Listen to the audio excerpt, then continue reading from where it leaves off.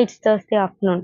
எல்லார் ஊர்லயுமே அம்மன் கோவில் இருக்கும். கண்டிப்பா ஆடி மாசம் திருவிழா கொண்டாடுவாங்க. ஆனா ஒரு ஊர்லயும் ஒரு மாதிரி கொண்டாடுவாங்க. எங்க ஊர்ல வந்து ஒரு 5 அம்மன் கோவில் இருக்கு.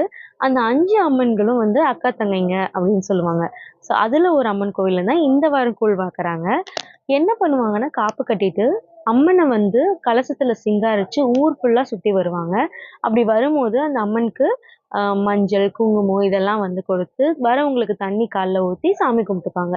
சண்டே வந்து கூழ் வார்த்து, அன்னதானம் போட்டு சாமி வந்து கும்பிட்டு முடிச்சுருவாங்க. இப்படிதான் வந்து எங்க ஊர்ல திருவிழா நடக்கும்.